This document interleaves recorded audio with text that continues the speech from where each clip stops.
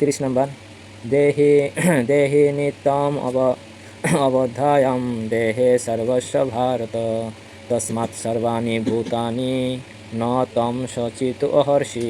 দেহি জড়দেহের মালিক, নিত্যম নিত্য, অবদ্ধ অবদ্ধ, অয়ম এই আত্মা, দেহে দেহে, সর্বস্ব সকলের, ভারত হে ভারত ভরতবংশীয়, তস্মাৎ অতএব, সর্বাণি সমস্ত, ভূতানি জীবসমূহ, ন না তম তুমি, সচিতুম শোক করা, অহর্ষি উচিত। অনুবাদ, হে ভরত, হে ভারত, প্রাণীদের দেহে অবস্থিত আত্মা সর্বদাই অবদ্ধ, অতএব কোনো জীবের জন্য তোমার শোক করা উচিত নয়।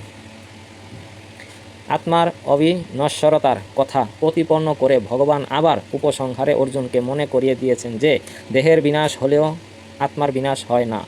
দেহ অনিত্য, কিন্তু আত্মা নিত্য। তাই দেহের বিনাশ হলে তা নিয়ে শোক করার কোনো কারণ থাকতে পারে না।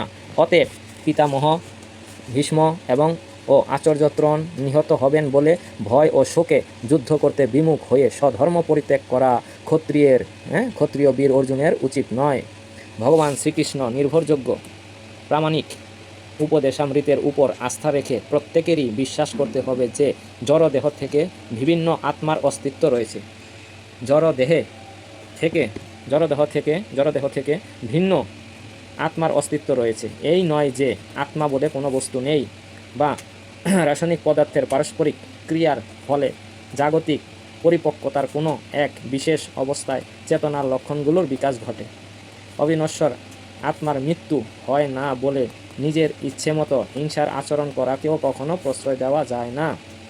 কিন্তু যুদ্ধের সময় হিংসার আশ্রয় নেওয়াতে কোনো অন্যায় নেই, কারণ সেখানে তার যথার্থ প্রয়োজনীয়তা রয়েছে। এই প্রয়োজনীয়তা অবশ্যই আমাদের খেয়াল খুশি অনুযায়ী বিবেচিত হয় না, তা হয় ভগবানের বিধান অনুসারে। তো এখানে অর্জুনকে আবার স্মরণ করিয়ে দিচ্ছে যে কি আত্মার কি বিনাশ হয় না, কি দেহের বিনাশ হয়।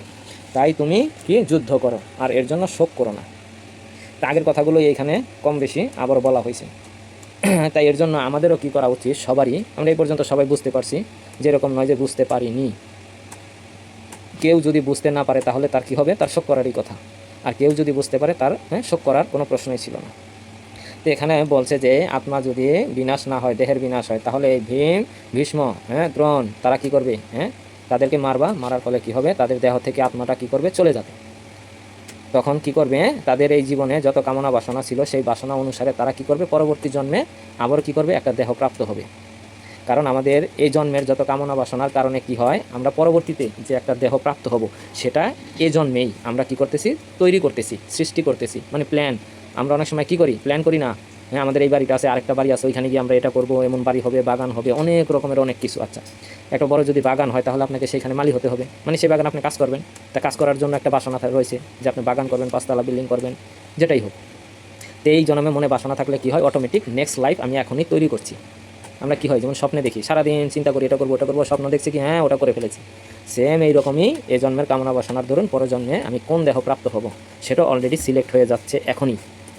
এই যে আমরা ভক্তি জীবন করছি, সবাই চাচ্ছি যে ভক্ত হওয়ার জন্য, কিন্তু জড়জাগতিক চিন্তা ভাবনা আর পারমার্থিক চিন্তা ভাবনার এই মাত্রার উপরে ডিপেন্ড করে আমাদের পরবর্তী শরীরটা প্রাপ্ত হব।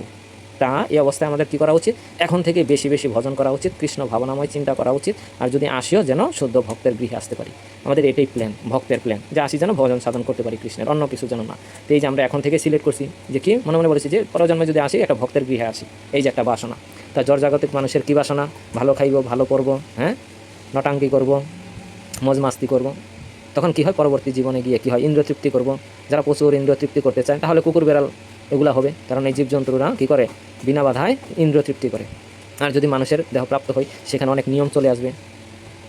তো এর জন্যই আমরা এখানে অর্জুনকে সেই কথাই বোঝাতে চাচ্ছি যে কি যে আমাদের এখন থেকে কি করা উচিত, প্ল্যান করা উচিত। আর তুমি যে প্ল্যান করতেছো সেই প্ল্যানের কারণে কি হচ্ছে, তাদের সমস্যা হচ্ছে।